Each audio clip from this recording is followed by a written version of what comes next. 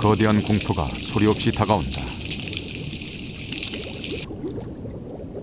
해양 생태계의 정점에 선 최강의 포식자, 백상아리다.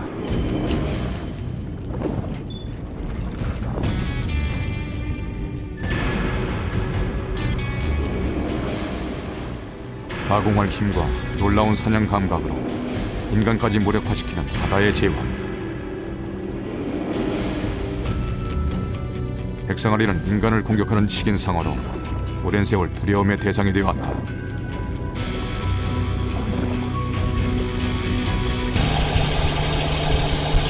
그리고 2009년 8월 백령도.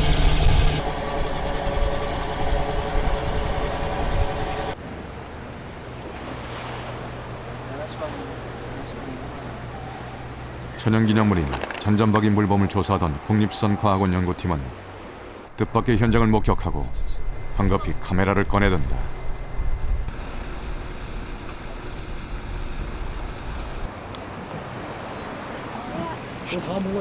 수면에 언뜻 지느러미가 드리워지더니 잔뜩 긴장한 물범 무리가 황급히 바다 위로 피신한다. 물범들은 무엇인가 겁을 먹고 있었다.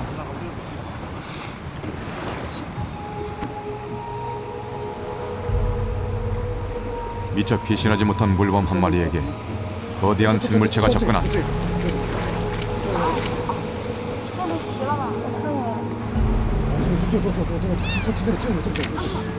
물범의 모습이 시야에서 사라지고 붉은 피가 번진 바다. 목격자들은 지느러미의 정체가 먼 길이 6m의 거대한 백상아리라고 말했다. 끔찍했어요. 그냥 그 한 번에 물범을 그냥 피바다 만들어놨는데 예. 한 입에 그건 없어지더라고요. 백상아리 저희들이 발견하고 나서부터는 약 한 달에서 두 달 정도는 조업 금지가 됐었고, 해수욕장에서도 저희 해수욕 출입이 금지되는 그런 상황까지 벌어졌었습니다. 백령도에 나타난 백상아리. 한여름인 8월의 백상아리 출현은 학계에 충격을 던진다. 7월 이후에는 백상아리에 출연을 하지 않았어요. 어선에 잡히는 적도 없었고, 근데 이렇게 작년부터 백령도에서 이렇게 백상아리들이 많이 출연하는 것은 아주 특이한 예가 되겠습니다.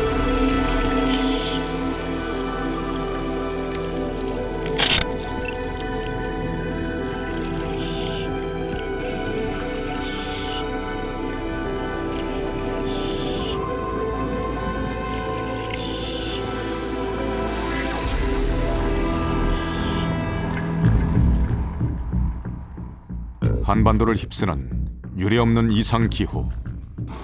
이달 중순까지 이어진 봄눈.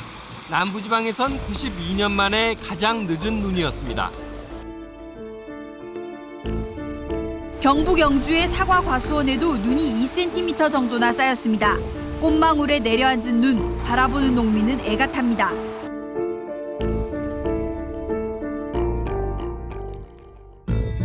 또 대부분 지역에 폭염주의보가 발효 중인 가운데 경남 합천의 최고 기온은 사람의 체온과 같은 36.5도까지 올라갔습니다. 태풍 콤파스는 소형 태풍이었지만 상륙 당시의 풍속은 역대 6위로 기록됐습니다. 또 태풍 콤파스가 중북부 지역을 관통하면서 중부지방 곳곳에 관측사상 최고 풍속을 갈아치웠습니다. 그리고 백령도에서도 이변이 일어났다.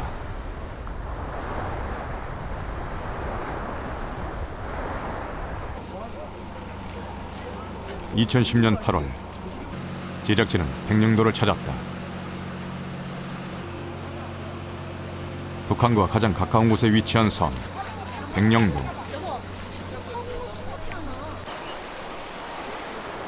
서해 제북단의 섬엔 비바람에 마모되고 파도에 깎인 기암 절벽이 즐비하다.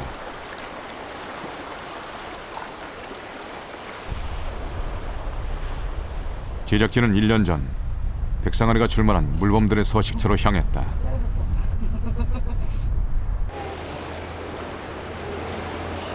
잔잔박이 물범은 최대 크기 2m에 달하며 매년 여름 백령도에 서식하는 포유류. 이들이 백상아리에게 공격받은 것은 지난해 처음 확인됐다.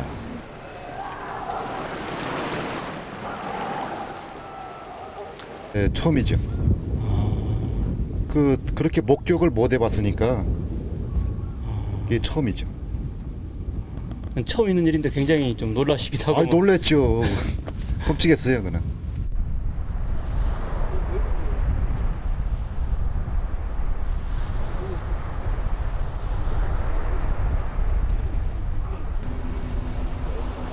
물범 서식처 인근에선 백령도 해녀들의 작업이 한창이다.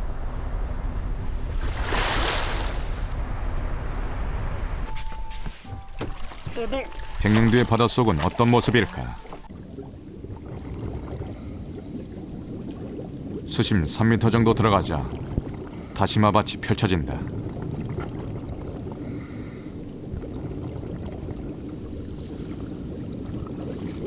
다시마는 백령도 해녀들의 여름철 중요한 수입원이다.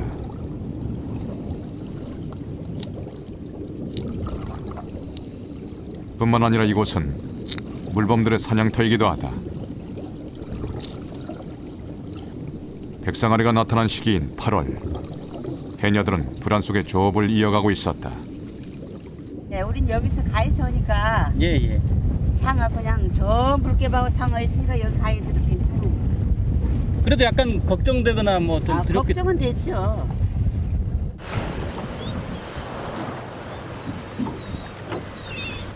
(2009년 8월) 백령도의 물범을 습격한 백상아리는 밖에 의문을 던졌다.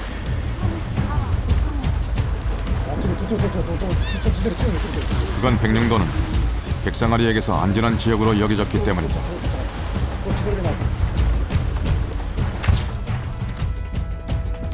의문을 풀 단서는 우연히 현장에서 촬영된 화면. 수면에 드러난 것은 등 지느러미와 꼬리 지느러미뿐이다. 미스터리의 추적은 여기서부터 시작됐다.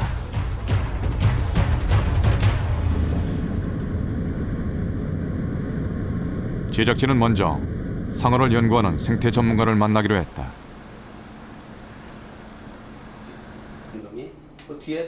백령도에서 촬영된 것은 과연 백상아리가 맞을까? 네, 이 부분이죠. 15년간 상어를 연구해온 최윤 교수를 만났다. 회흑색, 등 쪽이 회흑색이고 최윤 교수는 화면에 비친 꼬리 지느러미에 주목했다. 보이잖아요. 형처 이렇게 보이고 아주 중요한 특징이 꼬리 지느러미 아래쪽에 V자 홈이 파져 있잖아요. 다른 상어들도 이렇게 V 홈이 파져 있지만은 모양이 약간씩 다릅니다.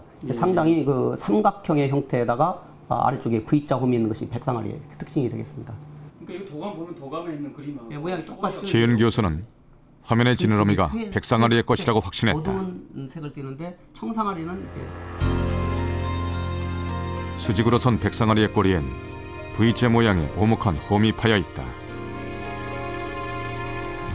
도감에 그려진 꼬리의 홈은 백령도에서 촬영된 것과 정확하게 일치했다.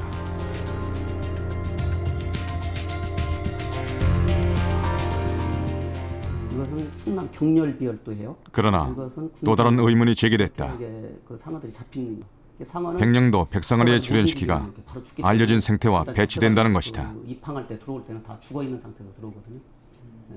서해안에 백상아리가 출현하는 시기는 그동안 5월과 6월에 한정돼 있었다. 이것은 좀 작은 거예요. 1.6m 정도. 주로 서해안에서 5월과 6월 달에 백상아리가 주로 출현했거든요. 그래서 8월 달에 이렇게 서해안에서 백상아리가 출현하는 것은 제가 알기로는 처음이고요. 그래서 그 이유에 대해서는 좀 더 앞으로 이제 연구가 지속돼야 되겠지만은 좌우지간 그 서해안에서 8월 달에 백상아리가 이렇게 출현한다. 그것은 지금까지는 그 없었던 예가 되겠습니다. 최강의 수중 포식자 백상아리는 어디서 볼 수 있을까? 한 대형 수족관을 찾았다. 수송 작전을 통해서 이곳까지 오는데 가오리가 먹이를 먹었어요. 어머나. 상어는 최고의 인기를 모으는 어종이다. 이번에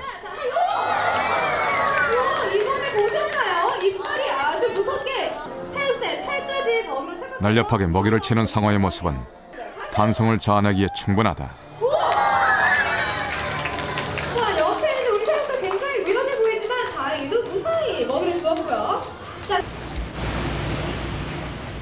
제작진은 직접 상어들의 우리로 들어가 보기로 했다.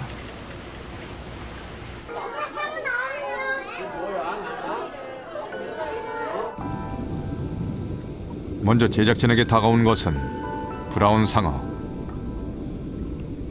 3m까지 자라는 브라운 상어는 연안의 바다 표층을 빠르게 떠다니며 때로 사람을 공격하기도 한다.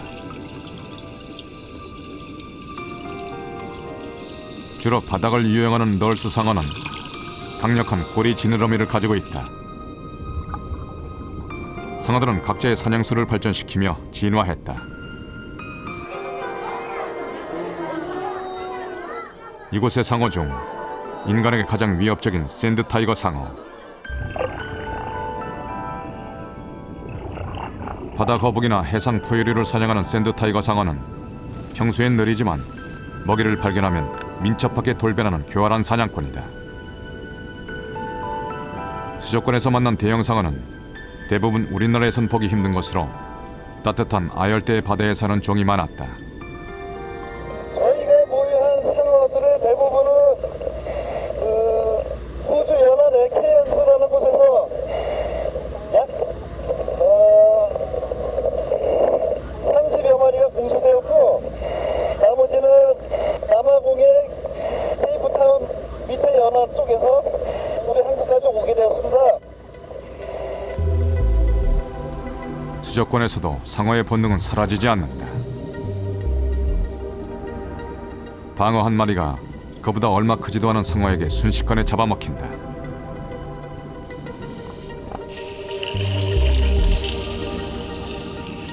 단번에 먹이를 반토막 내는 상어.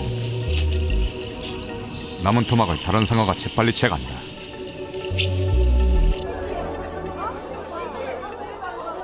상어무리 중에서도 최강의 포식자로 군림하는 백상아리는 거대한 크기와 난폭함 때문에 수족관에선 찾아볼 수 없었다.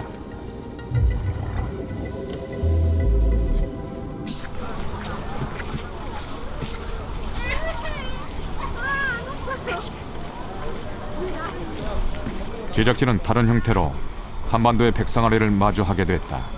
크기가 엄청 큰 것 같은데 길이가 어느 정도? 길이는 약 한 4.7m 됩니다. 예. 몸무게는? 몸무게는 약 한 1.5톤 정도. 1998년 5월 서해 태안 앞바다에서 발견된 백상아리의 박제. 길이 4.7m, 무게 1.5톤의 거대한 몸체에선 백상아리의 특징인 꼬리의 오목한 홈이 확인된다.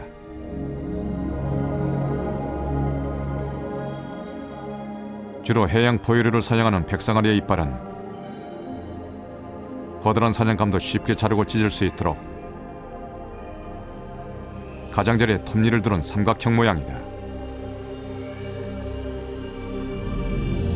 어류를 찍어서 삼키는 다른 상어와는 생김새와 크기가 확연히 다르다.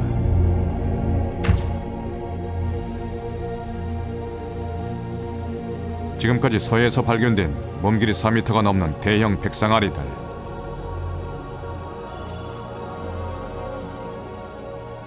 대부분 어선의 그물에 잘못 걸려 사체로 발견된 것 말고도 이들에겐 공통점이 있었다.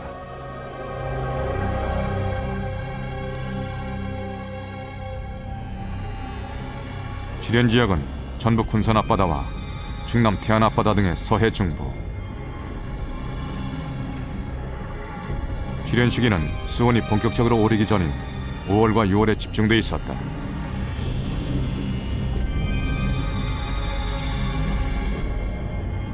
(15도에서 16도씨) 사이의 수온에서 발견되던 백상아리가 무더운 8월 서해 북부까지 출몰한 사실은 어떻게 받아들여야 할까?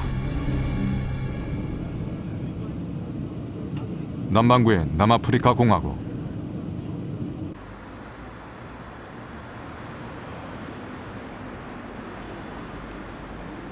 그 남단의 케이프타운은 남아프리카 최초의 흑인 대통령 넬슨 만델라가 수감 생활을 했던 곳이다.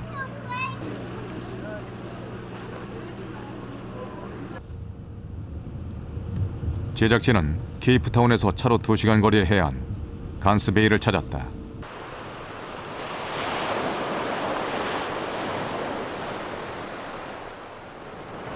북반구와 반대로 겨울을 맞은 간스베이는 세계적인 백상아리 서식지다.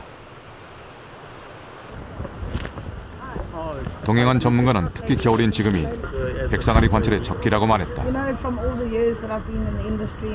Can we see the sharks today? I'm sure we're going to see them. This is a very, very good time. It's in our peak season for great whites. So I'm sure we will get at least 1 or 2 sharks today, yes.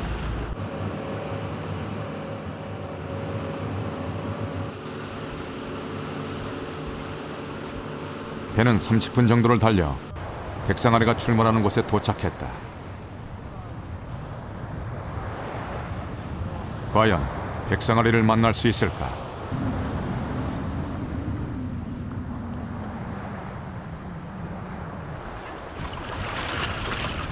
배가 멈추자 선원들은 으깬 다랑어를 바닷물과 섞어 뿌렸다. 비비린내를 흘리기 위해서다.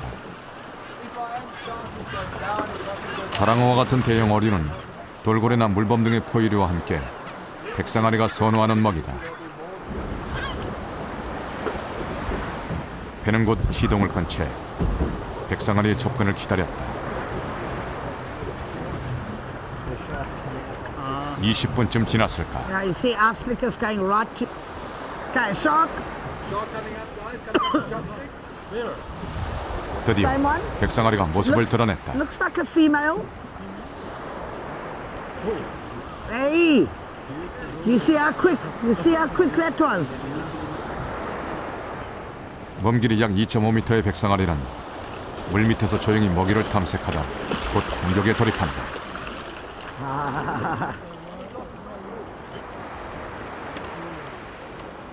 Beautiful, beautiful, beautiful, beautiful shark. He goes down. There he comes. It's coming round to the bait. Chris coming from the right. No, it's same shark. 좀 더 몸집이 큰 3m가 넘는 백상아리. 계절에 따라 먼 거리를 빠르게 이동하는 백상아리는 이곳 해안을 따라 아프리카 남쪽 바다에 수백 마리가 서식한다. They move into our area. They stay a maximum of 6 weeks. They move out of the area.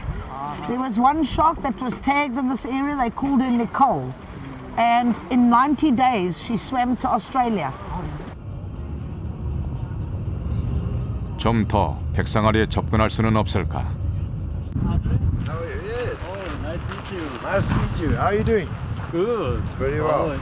15년 경력의 백상아리 전문 촬영가 안드레이 하트만을 만났다. Yeah, yeah. Come in.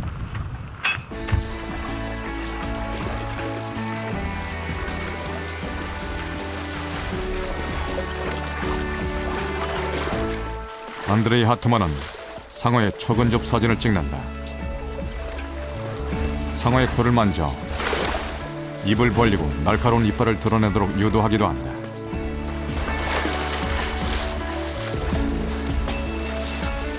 But here the shark grabs the bait. 오랜 경력에도 불구하고 상어 촬영엔 늘 위험이 따른다. 안드레이 하트만은 가장 위험했던 순간을 보여주었다. Away towards that guy. Just away from him. 보호 철망에서 백상아리를 기다리는 카메라맨들.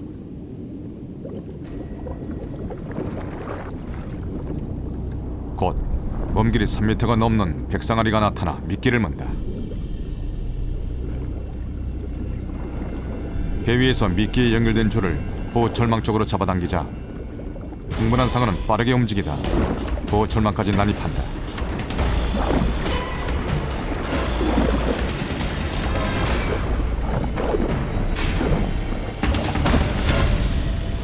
누구도 손쓸 수 없는 절체절명의 순간.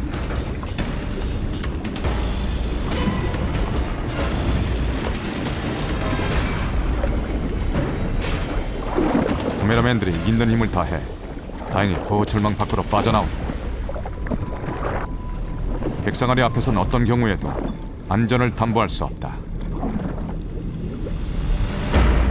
It was just an accident that happened. That the ending was very good because if a shark gets hold of your body in his mouth in that cage, he will hold on to it. He won't cut it. He'll just hold on. 처음 백상아리는 카메라맨의 접근에 별다른 반응을 보이지 않는다.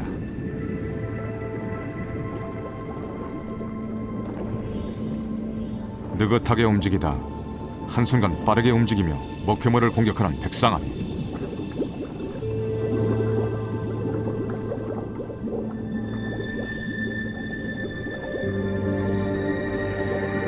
끈질기게 목표물을 탐색하고 틈을 노려 기습적으로 공격하는 교활한 사냥꾼이다.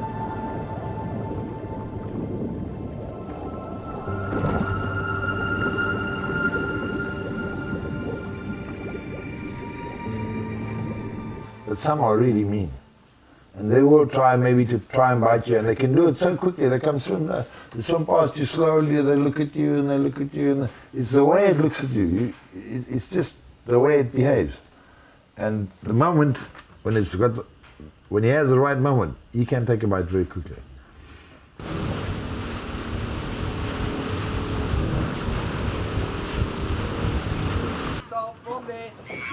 다음 날 제작진은 다시 간스베이의 바다에 나섰다. 상어의 기습 공격을 막을 보호 철망. 제작진은 직접 백상아리의 수중 촬영을 시도하기로 했다.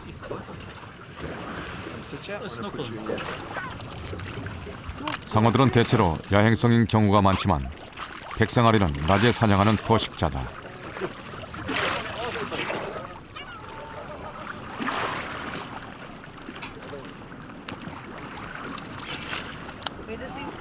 벌써 가까이 접근한 백상아리. 제작진은 긴장을 억누르며 수중 촬영을 시작했다.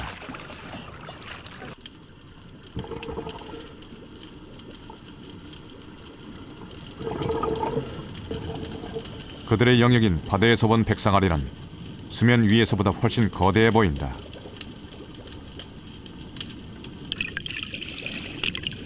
천천히, 그러나 한치의 어긋남도 없이 미끼에 접근하는 백상아리.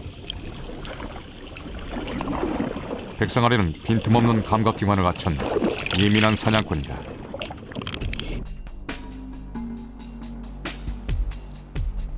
상어는 수 킬로미터 거리에서 소리로 사냥감을 파악하고 점차 접근하면서 냄새와 진동으로 먹잇감을 노린다. 눈은 10m 정도만 볼 수 있을 정도로 나쁜 편이지만 먹이의 미세한 움직임을 감지할 수 있는 로렌치니 기관을 갖고 있다.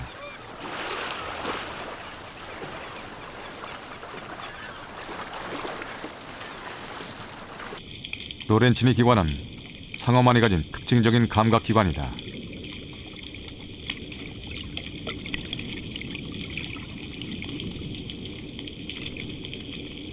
로렌치니 기관은 살아있는 생물이 내는 미약한 전류를 감지해내는데 주둥이 부분의 피부에 수천 개의 구멍으로 이루어져 있다. 백상아리는 곧 제작진에게 관심을 나타내기 시작했다.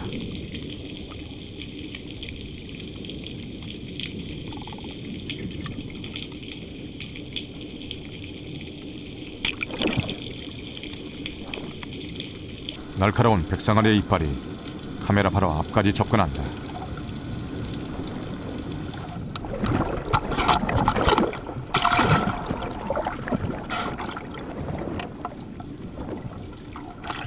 백상아리의 이 날카로운 이빨은 강력한 턱의 힘으로 지지된다.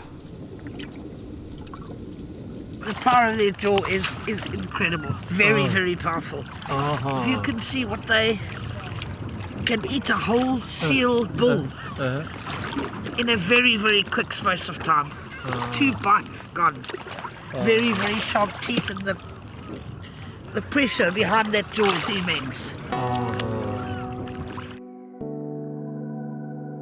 백상아리의 턱 구조를 분석한 논문을 살펴보면 백상아리의 무는 힘은 무려 1.8톤 중 이상으로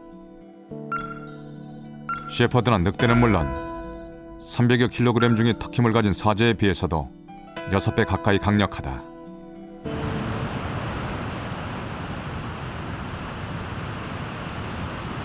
백상아리는 먼 바다뿐 아니라 낮은 수심의 해변까지 들어올 수 있다.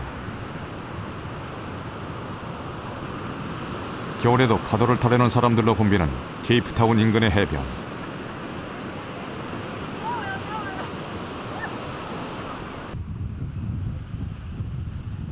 해변마다 배치된 상어 감시원들은 한시도 긴장의 끈을 놓지 못한다.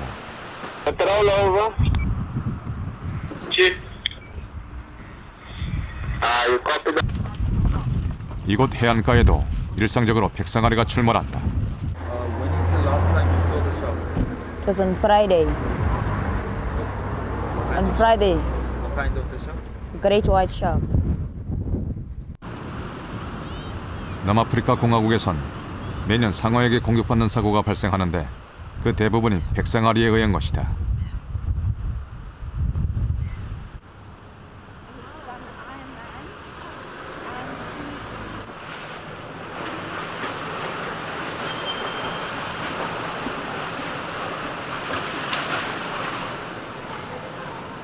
올해 28살의 청년 아심은 4년 전 겨울 백상아리에 물리는 사고를 당했다. 가까스로 목숨은 구했지만 한쪽 다리는 상어의 윗속으로 사라진 뒤였다. Yeah. Yeah, my That's why this side? yeah. Right this? Yeah, the shark attack was sort of like from the side. This side? Yeah, and 아심은 육상 선수였으며 수영 실력이 뛰어나 해양 구조대원으로 활동하기도 했다. 사고 당일에도 그는 인명구조 훈련을 하고 있었다. 가상훈련에서 조난자 역할을 맡아 수심 3m의 해안에 떠있던 아심은 물밑으로 내려가는 거대한 그림자를 발견한다. 먼 길이 4.7m의 백상아리였다.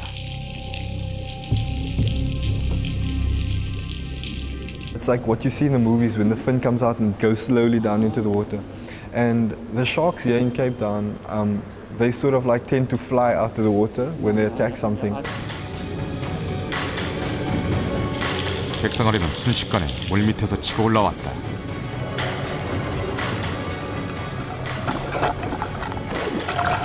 아심은 허우적거리면서도 주먹으로 백상아리를 치면서 벗어나려 했지만 이미 한쪽 정강이를 물린 뒤였다. Trying to push away from the shark. And I mean, the shark actually just kept shaking me around with its head. And then it pulled me underwater for a while. And as I was underwater, I tried to hit the shark as much as I could with my hands. And I mean, hitting the shark, it's like hitting a wall. 물속으로 끌려 들어가던 아심은 상어가 한쪽 다리를 물고 떨어진 사이 있는 힘을 다해 헤엄쳐 해양구조대 고무보트에 구조됐다. 긴 재활훈련 끝에 장애인 수영 선수가 된 아심. 그러나 지금도 충격에서 벗어나기가 쉽지 않다. Yeah, no, definitely. I mean, whenever I go to the ocean, you know, it still plays over and over. And, you know, sometimes it brings back sad memories, but, you know, I'm grateful to be still here today, to still be alive, and to be trying to reach my dream still. So.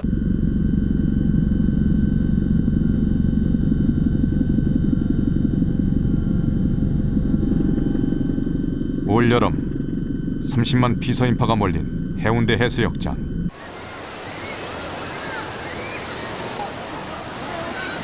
백상아리의 공포는 한반도에도 상륙했다.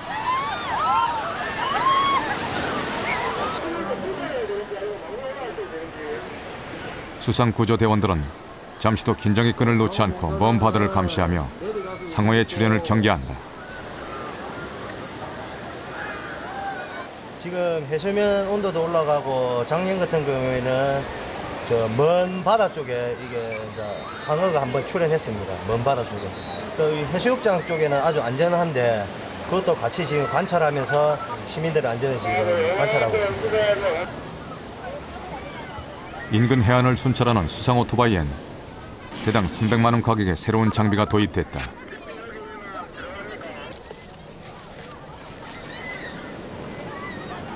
(2.2m의) 특수바출을 통해 전류를 발신하는 상어 퇴치기다. 이 장치에 있는 건전지로 인해서 11.1V의 전류가 이 선을 타고 주변의 전자장을 이루게 됩니다. 그러면은 이 근방에 있는 반경 한 6m 내지 7m에 있는 상어들은 모두 다 놀라서 도망가게 됩니다. 상어는 근접한 곳에선 시각보다 생물인 내뿜는 전류로 상대를 인식한다. 이 원리를 이용한 상어 퇴치기는 작은 물고기의 3,000배나 되는 강력한 전류를 흘린다.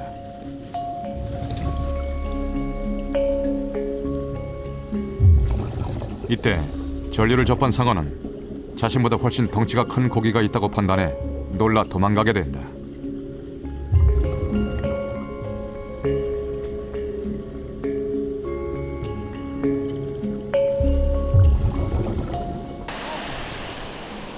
상어 퇴치기는 남아프리카 공화국과 같이 상어가 자주 출몰하는 곳에서 개발됐다. 이제 우리나라도 백상아리의 위험지대다.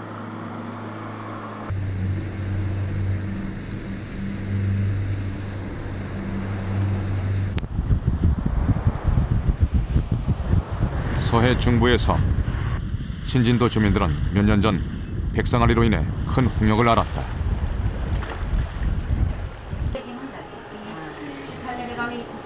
인근 바다에서 전복이나 다시마를 채취하는 해녀들은 아직도 그때의 두려움을 생생히 기억한다. 처음 올 때들은 한 1년을 물질 안 했죠. 걔는 우린 아니다. 저 무한가보나 짜냥 할 때 영어나 확 그런 영어나 확 훑어지 뭐 문 것이 아니고 가위가 상어 입에 들어간데 확. 우리 저쪽으로는 상어는 매해 나와 그냥 배에 고기 잡으러 다니면 항상 이 선장한테 와 그냥 조심하려는 또 여기도 저 그 사고. 2005년 언론에 대대적으로 보도된 서해 식인상어. 한 해녀가 백상아리에게 습격받은 사건은 세간을 놀라게 했다. 충남 태안군 근흥면에서 약 2km 정도 떨어진 섬 가이도입니다. 오늘 오후 3시 반쯤 이 섬에서 20m 정도 떨어진 바다에서 전복을 따던 해녀 38살 이모 씨가 갑자기 나타난 상어의 공격을 받았습니다.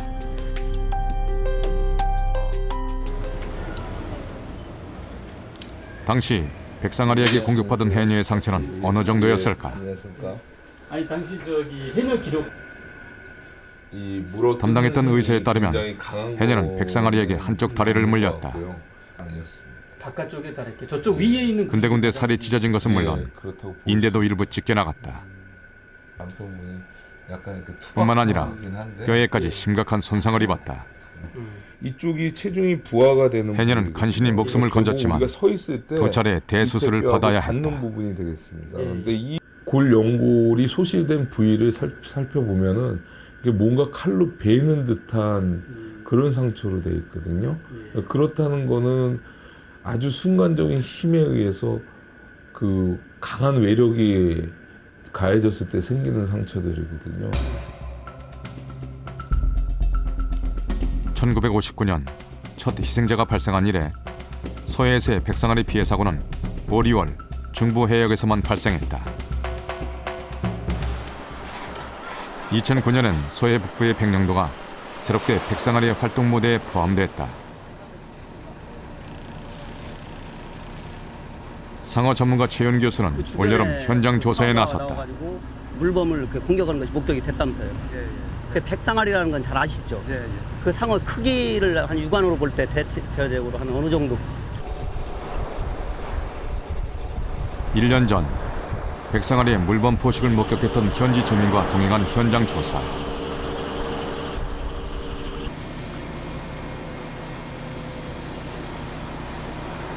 사건 장소인 물범들의 서식지. 물개바위 인근을 주의 깊게 살피던 최윤 교수는 뜻밖의 발견을 했다.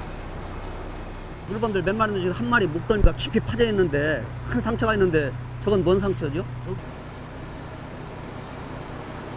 물개 바위의 물범 무리에서 이상한 상처가 포착됐다. 봐봐, 등이 왜 상처난 거죠? 상어 아니야? 상처 났죠? 상처. 물범의 목덜미에 붉게 드러난 상처. 보통 몸을 말리기 위해 바위로 오르는 물범은 종종 자리다툼을 하다 서로 핥히기도 한다. 하지만 핥힌 상처로 보기엔 너무 깊었다. 지난해에 이어 올해도 백령도에 백상아리가 나타난 것일까?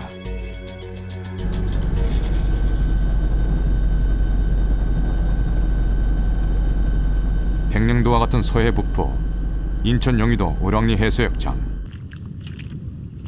이 부근의 갯벌에서도 지난해 여름 백상아리가 출몰했다. 그대로 서 있었죠 그냥. 막 펄떡펄떡 대면서 한 발쯤이 이게 저기 아니야 1m 정도 이렇게 저기를 하잖아요. 근데 하여튼 엄청나게 컸어요. 당시 발견한 백상아리의 크기는 약 5m 45cm. 초저녁 갯벌에서 백상아리를 발견한 주민은 크게 놀라 바로 해경에 신고했다.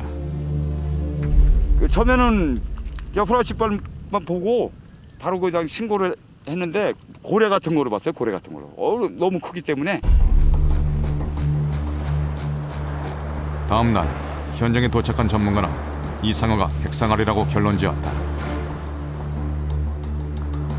우랑리 해수욕장 인근 갯벌에서 백상아리가 출현한 것은 처음 있는 일이었다.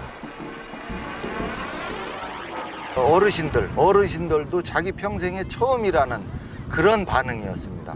그래서 왜 이런 그 상어가 여기까지 나타나는지조차 상당히 의심스러워하는 그런 반응이었습니다. 14도에서 15도씨를 적정 수온으로 하는 백상아리가 어떻게 무더운 8월에 나타났을까?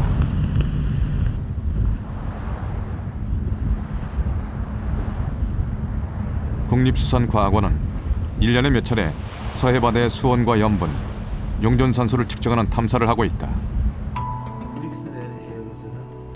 바닷물의 온도는 그대로 해양생물의 체온이다. 원래 비열이 큰 바닷물의 수온 변화는 육지보다 크지 않다. 하지만 최근 한반도의 바다는 놀라운 변화를 보이고 있다. 지난 40년간 서해의 수온은 1.4도씨나 상승했다. 해양 생태계에 큰 변화를 가져올 급속한 온난화의 결과다. 우리가 그 인체 그 체온하고 비교할 수 있을 텐데요.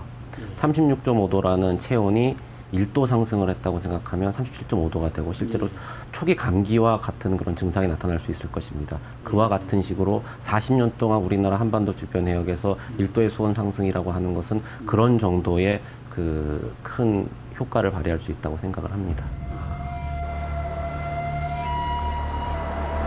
그러나 서해에 수온이 오르고 있다는 사실과 비교적 낮은 온도에 서식하는 백상아리가 한여름에 서해바다에 출몰하는 현실은 서로 앞뒤가 맞지 않는다.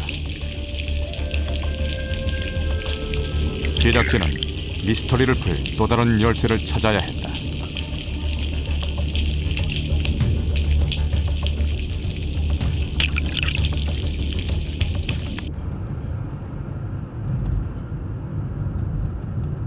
제작진은 다시 남아프리카 공화국을 찾았다. 백상아리가 자주 출몰하는 볼스베이의 새벽.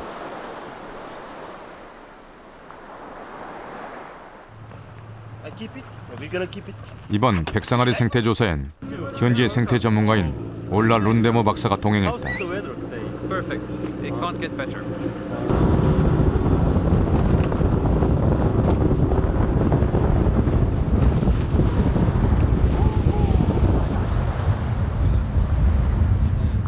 40분을 달려 도착한 바다 한가운데. 이곳에서 백상아리의 사냥 장면을 볼 수 있다고 합니다. 제작진의 배에 친근한 해양 생물이 접근했다.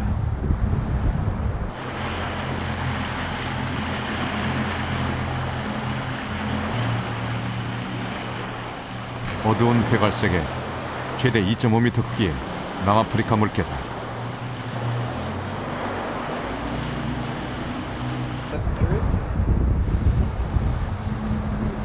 이날 겨울인 남아프리카 공화국의 대기 온도는 12도씨 정도였다.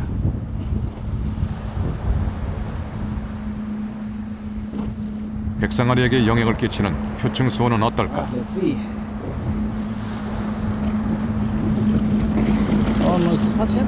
Almost 13 degrees. 13 degrees. Between 14 and 15 is the ideal temperature, but white sharks are known to go to Alaska even, where temperatures drop down to nearly zero with icebergs around. They can go there. They can go there. Even the temperature almost near zero. Yes, near zero. Has been reported of white sharks being seen there. and but they can also go into tropic waters, even up to 27 degrees. But that's not common. 백상아리의 이동에 수온은 절대적인 조건이 아니다. 백상아리의 사냥터 인근에 물개섬이 있다.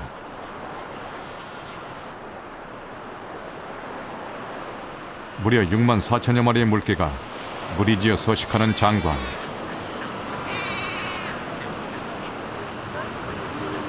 섬 주변에선 끊임없이 백상아리가 물개를 노린다.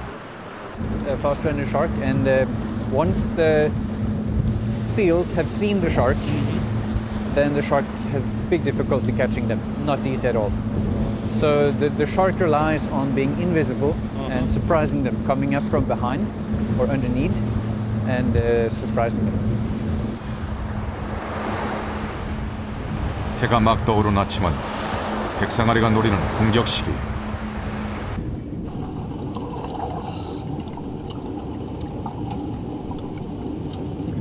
빠르고 조심성이 많은 물개를 백상아리가 사냥할 방법은 기습 공격뿐이다.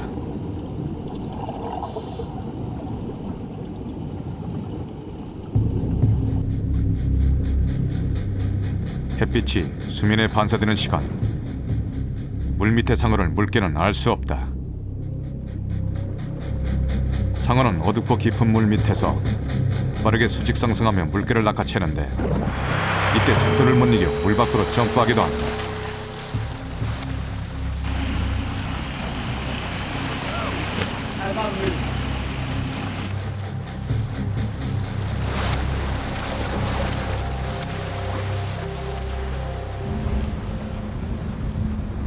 물개섬 주변을 조사하던 제작진은 백령도에서와 같은 흔적을 발견했다. 물개 무리 중에 보이는 상처 입은 물개. 깊게 물어뜯긴 듯한 상처는 백상아리에 의한 것이다. 물개와 백상아리의 먹이사슬. 제작진은 여기에서 미스터리를 풀 단서를 찾았다. The white shark being at the top, predating on seals. Now, ask yourself, would a seal be migrating due to temperature? Or perhaps it's a fish that the seal eat that's more sensitive to temperature changes and would move. Or even the plankton that the fish again eat. So if you look at the whole system, if one of these elements move due to temperature, higher up in the tropical levels, they would have to move too. 여름인 8월, 서해 제북단의 섬 백령도까지 백상아리를 끌어들인 먹잇감은 무엇일까?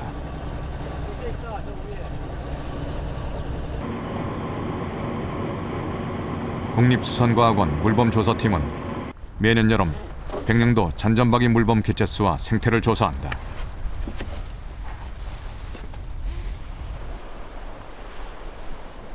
물범 역시 물개와 마찬가지로 백상아리가 선호하는 포유류.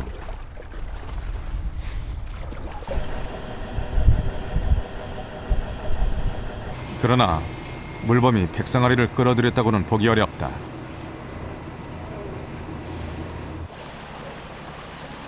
매년 백령도를 찾는 물범은 그 수가 줄어드는 추세로 2002년 340마리에서 올해엔 200마리만이 백령도를 찾아왔기 때문이다.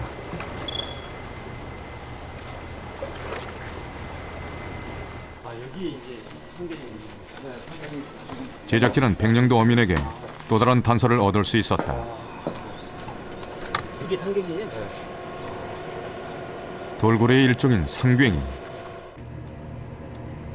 언뜻 어리처럼 보이지만 숨구멍을 가진 포유류로 백령도 곳곳에서 흔하게 발견된다. 이 녀석은 어디서 잡으신 건가요? 요거 저 대청도 백령도 이 근해가 이 많아요. 그물에가 걸려서 죽거든요. 이제. 아, 어떤 그물에 걸리는 거예요? 그 지금 까나리 그물 같은데 뭐 안강망들 그런 데 많이 걸려 죽죠. 몸길이 약 1m의 상괭이는 둥근 주둥이와 수평으로 퍼진 돌고래의 꼬리를 가졌다. 이 상괭이는 백상아리와 어떤 관련을 가질까?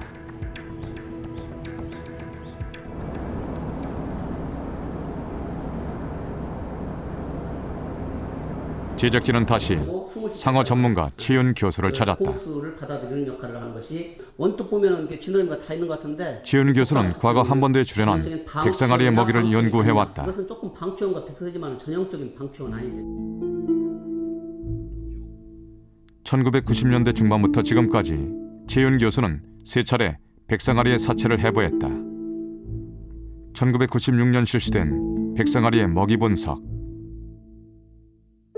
몸길이 4m가 넘는 백상아리의 배를 가르자 상어의 특징인 거대한 크기의 간이 드러난다.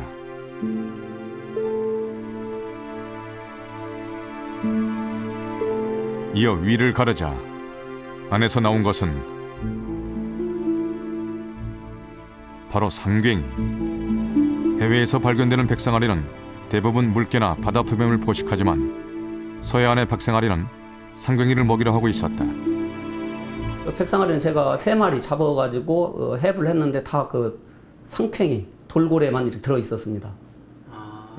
근데 2m 이하 되는 어린 새끼는 양태나 이런 새우류도 먹는데 일단 3m가 지나면은 그 포유류를, 해산 포유류를 주로 먹고 제가 확인한 바로도 다 그 상괭이라는 돌고래만 먹고 있었거든요.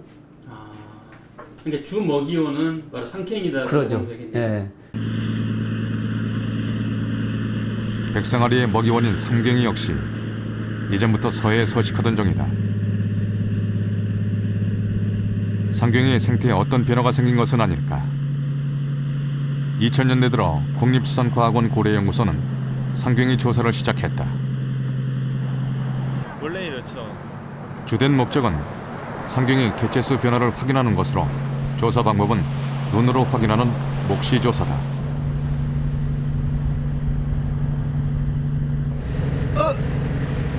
있다. 12시 방향. 12시 방향.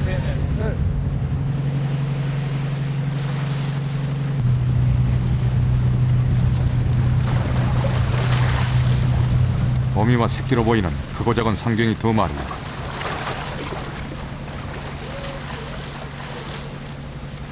상괭이 어미는 출산 후 1, 2년간 젖을 먹이며 새끼를 키운다. 예, 지금 보인 것은 상괭이라는 그 돌고래 한 종류고요. 아시아에만 분포하는 특징이 있습니다. 이어 또 다른 상괭이가 포착됐다. 역시 2마리의 상괭이 어미와 새끼.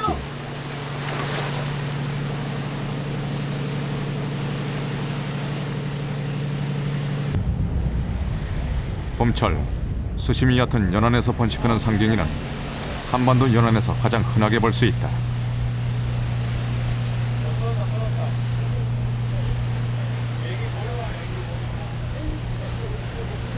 많이 봤네요. 상괭이는 최근 어선의 그물에 우연히 걸려 잡히는 경우가 늘면서 서해 생태계의 중요한 연구 대상으로 주목받고 있다. 더 넘어서 그러니까 더 안쪽에서 국제적인 멸종위기종이지만 우리나라에선 사정이 다르다. 중국 같은 경우에는 자원량이 파악되어 있는데 거기는 수가 급격하게 줄어들어서 중국 같은 경우에는 멸종 위기로 되어 있고요. 그런데 우리나라는 오히려 물론 이제 최근 연구 결과입니다만 이제 3만 마리 정도 되니까 그 정도 추정이 됐으니까 예전은 어떤 상태인지 모르겠지만 뭐 그 정도 수준으로 봤을 때 멸종 위기는 아니다라고 보고 있죠. 2005년 서해 중부 일부 지역에서 확인된 상괭이는 2010년엔 서식 지역이 확장되고 서식 밀도도 높아진 것으로 조사됐다. 서해에 상괭이가 많아진 이유는 무엇일까? 체장이 123.8. 고래연구소의 상괭이 해부조사. 수온에 크게 영향받지 않는 고래의 특성상 개체수 증가의 원인은 먹이원에 있을 것으로 추측됐다. 지금 이제 두 종류 그러니까 뭐 오징어나 뭐 낙지 발견됐습니다. 그거는 좀 오징어 같긴 하네요. 상괭이 위속에서 발견된 오징어와 오징어가 소화되고 남은 딱딱한 잎. 오징어가 서해 상괭이의 중요한 먹이였다. 많이 먹었죠. 사냥을 잘하는 녀석입니다. 충남 태안의 안흥항. 한여름 항구 주변 시장에서 가장 흔하게 팔리는 건 오징어다. 어떻게 돼? 이런 것까지도 우리 똑같은 돈을 치고 들어온다. 이왕이면 산 걸로 잡수세요. 지금 회거리 오징어 박스는 없어요. 아침에 있었었고. 10년 전만 해도 많지 않았던 서해 오징어. 지금은 상황이 크게 달라졌다. 우리 서해안이 이 정도 시기에 가장 많이 있는 어종이 여름에는 오징어가 거의 90%예요. 근데 뭐 작년만 해도 배들 한 척당 이 박스 옆에 있는 거 보시겠지만 뭐 많이 잡으면 1000짝 이렇게 잡아왔어요. 많이 잡는 날은 500짝 1000짜리 기본인데 요즘은 뭐 100짝, 200짝 많이 잡으면 뭐 200짝 정도 잡으니까.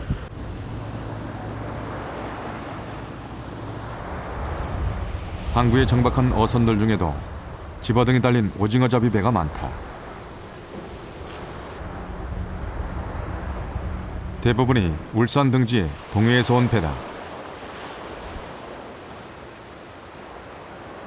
지금 몇 년 전서부터 오징어가 이쪽에서 많이 나가지고 이제 오징어 배들이 이제 저쪽에서 동해 쪽에서 잘 안 나다 보니까 이쪽에 와가지고서 한 달이나 한 달 반 정도 이렇게 많이 잡아요.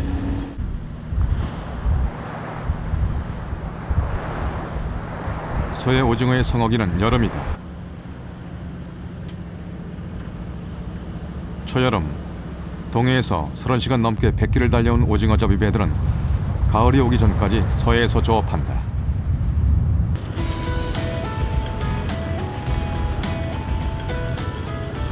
동해에서 온 선원들은 서해에서 오징어를 잡다 보면 상경이가 자주 나타난다고 말했다.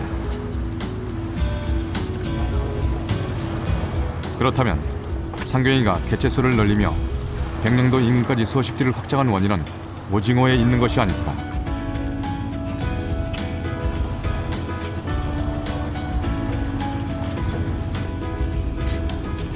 백령도 백상아리에서 시작한 먹이사슬의 역추적은 상경이를 거쳐 최종적으로 오징어에 이르렀다. 그렇다면 서해에 오징어가 많아진 이유는 무엇일까?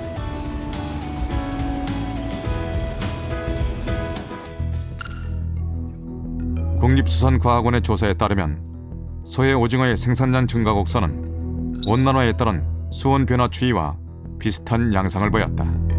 1980년도 이후 그리고 90년도 지구 온난화가 시작이 되면서 그 대만 난류 지류가 황해 쪽으로 아마 가는 게 생겨나고 그게 세기가 강해졌기 때문에 그 오징어의 양이 그 길을 따라가는 오징어 양이 많아진 것으로 생각이 됩니다. 8월 백령도에 출현한 백상아리의 미스터리. 그 해답은 온난화가 일으킨 연쇄적인 생태 변화에 있었다. 먼저 난리를 타고 서해에 오는 오징어의 수가 급증하며 백령도까지 발견됐다. 이어 오징어를 주로 먹는 서해 상경이의 개체수가 늘었고 서식 지역이 넓어졌다.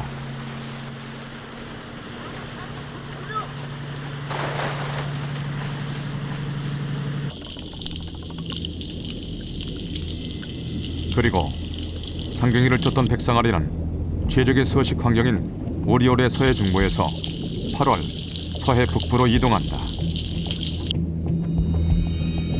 결국 하부 생태계의 교란이 최상위 포식자의 생태계까지 이변을 일으킨 것이다. 우리 한반도에서 그 수온 변화가 1도씨가 상승했다는 것은 그 아래 여러 생물들의 분포를 변화시키고 있습니다. 예를 들어서 서해안에서 고등어가 올라온다거나 또 어떤 오징어나 또 문어 전혀 출현하지 않았던 것들이 최근 10년 사이에 아주 그 변화가 많이 일어나고 있거든요. 그러니까 이런 먹이 변화가 연쇄적으로 일어나가지고 결국은 최상위에 있는 그 백상아리의 어떤 분포 변화까지 이끌어내고 있다 이렇게 생각이 되어집니다. 어떻게 보면은 지금 현재 바뀌어가고 있는 어떤 그 기후에 대해서 이미 우리 야생 생태계는 이미 벌써 바뀌어가고 있다고 할 수 있겠습니다.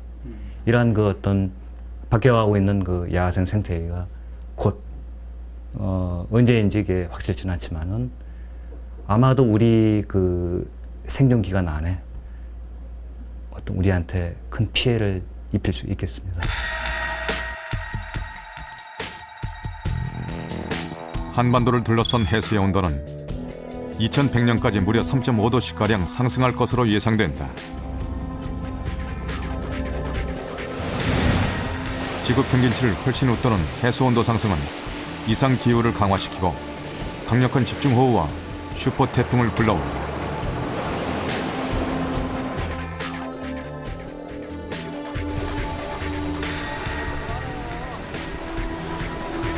이미 한반도 곳곳에서 나타나기 시작한 생태계 교란의 지구는 결국 생태계 붕괴를 일으킬 것이다.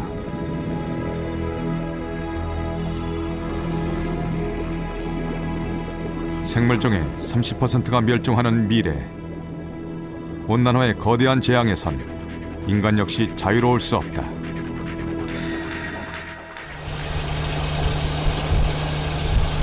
취재 막바지인 지난 8월 말 백령도 사고태변.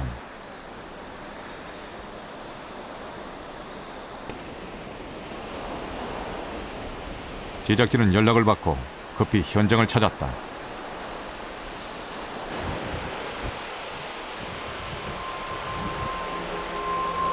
본래의 모습을 짐작할 수 없을 만큼 물어뜯긴 채 파도에 떠밀려온 사체.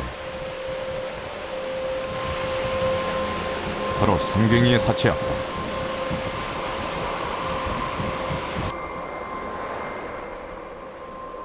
늑골까지 잘려나간 내장이 드러난 배 부분. 한 입에 물어뜯긴 듯 형체도 없이 사라져버린 꼬리. 상경이의 사체엔 백상아리의 날카로운 이빨 자국이 남아있었다.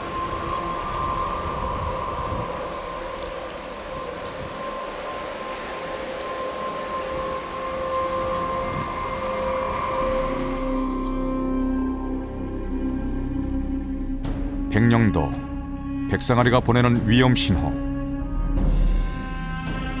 생태계 재앙의 불길한 징조는 지금도 계속되고 있다.